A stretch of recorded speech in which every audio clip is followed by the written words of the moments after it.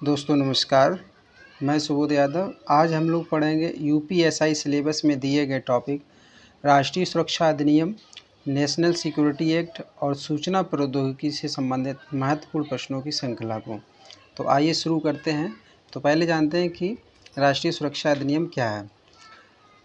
राष्ट्रीय सुरक्षा अधिनियम 1980 एक ऐसा भारतीय कानून है जिसे भारत की आंतरिक सुरक्षा बनाए रखने के लिए बनाया गया है। इस अधिनियम के अंतर्गत सरकार या प्रशासन किसी भी व्यक्ति को राष्ट्रीय सुरक्षा, कानून व्यवस्था, सार्वजनिक व्यवस्था या विदेशी संबंधों को खतरा पहुंचाने की आशंका के आधार पर बिना मुकदमा चलाए हिरासत में ले सकती है। अगर हम इसमें मुख्य बिंदुओं की बात करें तो क्या क्या बिंदु हैं। हिरासत की अवधि, किसी व्यक्ति को बिना किसी आरोप के पहले 3 महीने तक हिरासत में रखा जा सकता है। यह अवधि समीक्षा समिति की अनुमति से 12 महीने तक बढ़ाई जा सकती है। नेक्स्ट अगर हम बात करें बिना मुकदमे के गिरफ्तारी, इस कानून के तहत व्यक्ति को बिना आरोप तय किए या बिना अदालत में पेश किए लंबे समय तक जेल में रखा जा सकता है। आगे देखें गोपनीय कारण, हिरासत के कारणों को सार्वजनिक नहीं किया जा सकता है यदि सरकार तय करे कि ऐसा करना राष्ट्रीय हित में नहीं है। न्यायिक समीक्षा का अभाव, अदालतें आमतौर पर इस कानून के अंतर्गत लिए गए निर्णयों की समीक्षा नहीं कर सकती, जिससे इसे न्यायिक निगरानी से मुक्त माना गया। नेक्स्ट अगर हम बात करें लागू करने का अधिकार, केंद्र और राज्य सरकारें दोनों इस अधिनियम के तहत कार्रवाई कर सकती हैं। अगर हम आलोचना की बात करें तो इस अधिनियम की कड़ी आलोचना होती रही है क्योंकि यह व्यक्तिगत स्वतंत्रता के अधिकार का उल्लंघन कर सकता है। इसे कई बार राजनीतिक विरोधियों या सामाजिक कार्यकर्ताओं को दबाने के लिए उपयोग किए जाने का आरोप भी लगा है। आइए अब इससे संबंधित कुछ प्रश्नों को देखते हैं। राष्ट्रीय सुरक्षा अधिनियम कब लागू हुआ? 1980 में।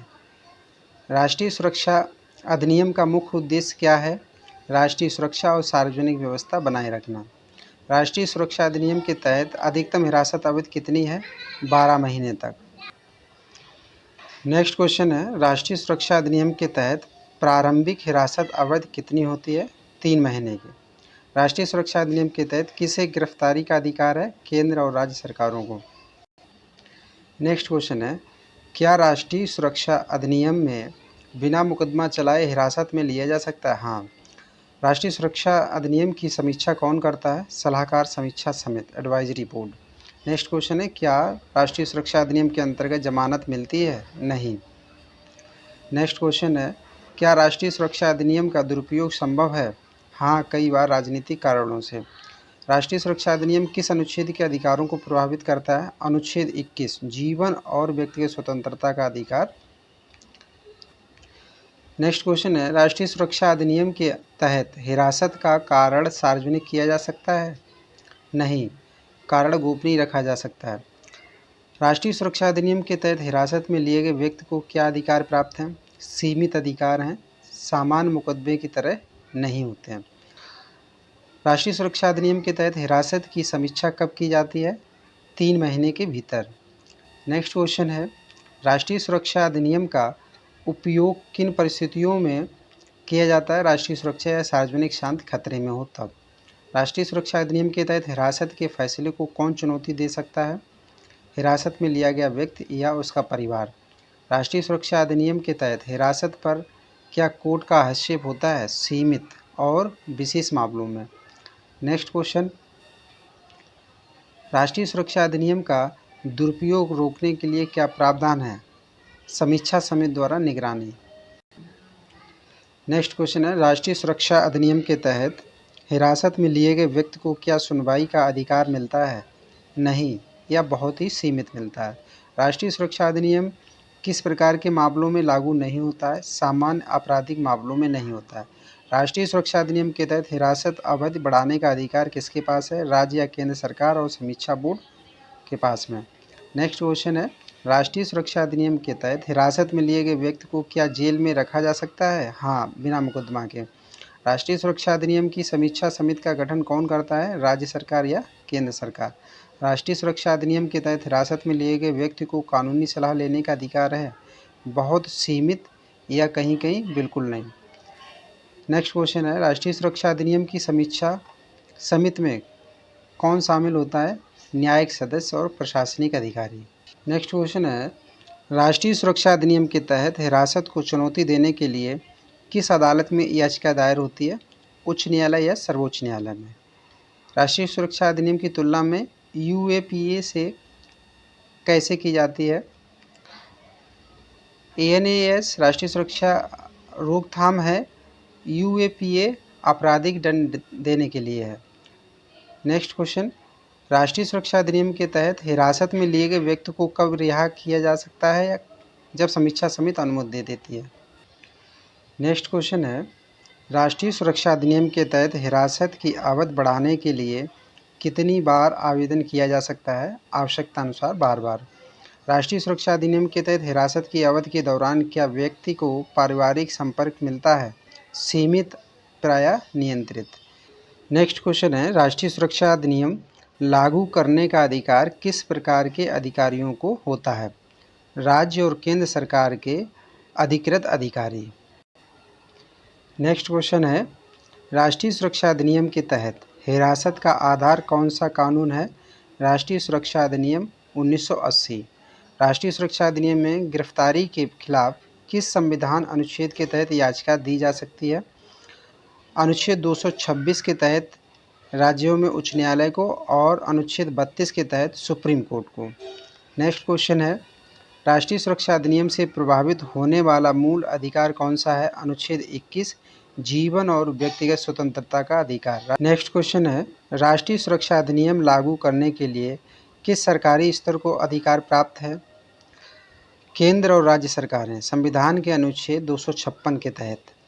नेक्स्ट क्वेश्चन है, क्या राष्ट्रीय सुरक्षा अधिनियम संविधान के अनुच्छेद 19 को प्रभावित करता है? हाँ, अनुच्छेद 19 के कुछ अधिकारों को प्रतिबंधित करता है।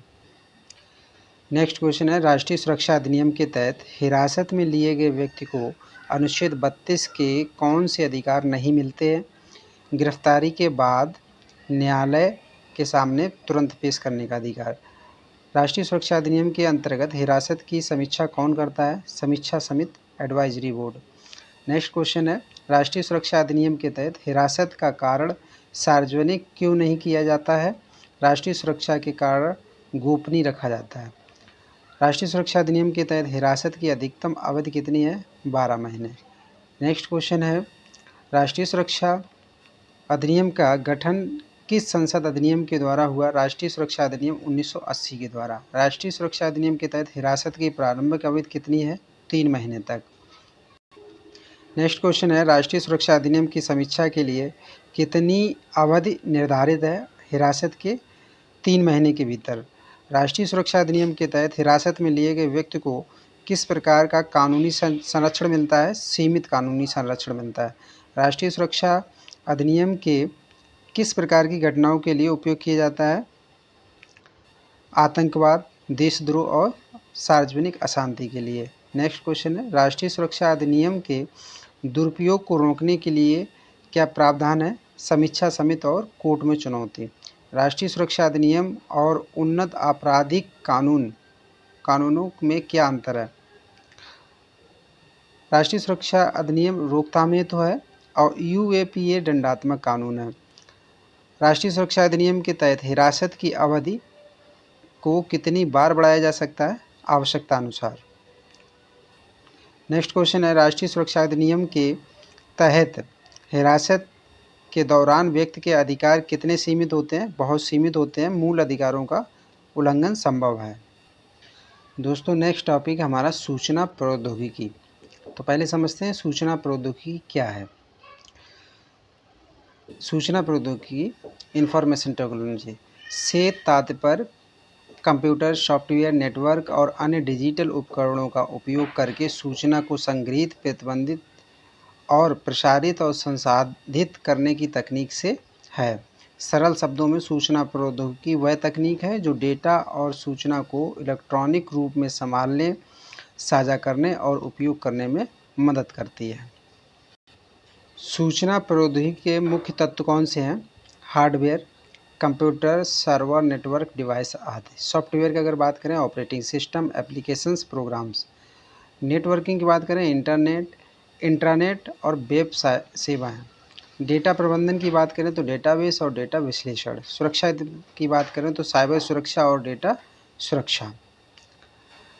नेक्स्ट, अगर सूचना प्रौद्योगिकी का उपयोग कहाँ होता है तो बैंकिंग, शिक्षा क्षेत्र में, स्वास्थ्य सेवा में, व्यापार में, संचार में और मनोरंजन में।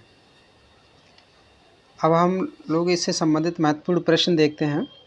सूचना प्रौद्योगिकी क्या है? कंप्यूटर और डिजिटल तकनीक का उपयोग कर सूचना का प्रबंधन और प्रसारण सूचना प्रौद्योगिकी कहलाता है। सूचना प्रौद्योगिकी से जुड़े कानून कौन से हैं? सूचना प्रौद्योगिकी अधिनियम 2000। सूचना प्रौद्योगिकी अधिनियम 2000 का उद्देश्य क्या है? इलेक्ट्रॉनिक लेन देन और साइबर अपराधों को नियंत्रित करना। नेक्स्ट क्वेश्चन है, क्या सूचना प्रौद्योगिकी अधिनियम में डिजिटल सिग्नेचर की मान्यता है? हाँ, अधिनियम डिजिटल सिग्नेचर को वैधता प्रदान करता है। नेक्स्ट क्वेश्चन है, सूचना प्रौद्योगिकी अधिनियम 2000 किस प्रकार के अपराधों को कवर करता है? हैकिंग, डेटा चोरी, साइबर अपराध, पहचान धोखाधड़ी। भारत के संविधान में कौन सा अनुच्छेद सूचना के अधिकार से संबंधित है? अनुच्छेद 19(1) अभिव्यक्ति की स्वतंत्रता और सूचना का अधिकार अधिनियम 2005। नेक्स्ट क्वेश्चन है, सूचना प्रौद्योगिकी अधिनियम 2000 में साइबर सुरक्षा के लिए क्या प्रावधान है? डेटा संरक्षण और सिस्टम सुरक्षा के लिए बनाए गए हैं। सूचना प्रौद्योगिकी अधिनियम 2000 के तहत कोई विशेष न्यायालय बनाए गए हैं? हाँ, साइबर अपराधों के लिए विशेष न्यायालयों का प्रावधान है। नेक्स्ट क्वेश्चन है, सूचना प्रौद्योगिकी का उपयोग सरकार में कैसे होता है? ई गवर्नेंस और डिजिटल इंडिया परियोजनाओं के तहत। नेक्स्ट क्वेश्चन है, सूचना प्रौद्योगिकी के बढ़ते उपयोग से संबंधित संवैधानिक चिंता क्या है? निजता का अधिकार अनुच्छेद 21 और डेटा सुरक्षा।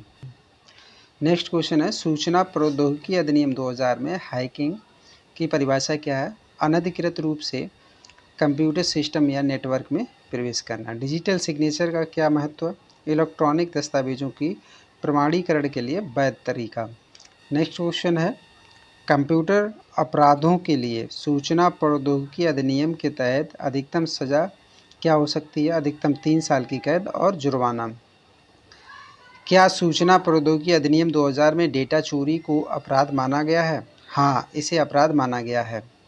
नेक्स्ट क्वेश्चन है, इलेक्ट्रॉनिक गवर्नेंस में सूचना प्रौद्योगिकी का क्या योगदान है? सरकारी सेवाओं को डिजिटल रूप में जनता तक पहुंचाना। नेक्स्ट क्वेश्चन है, सूचना प्रौद्योगिकी अधिनियम 2000 में बच्चों की ऑनलाइन सुरक्षा का प्रावधान है?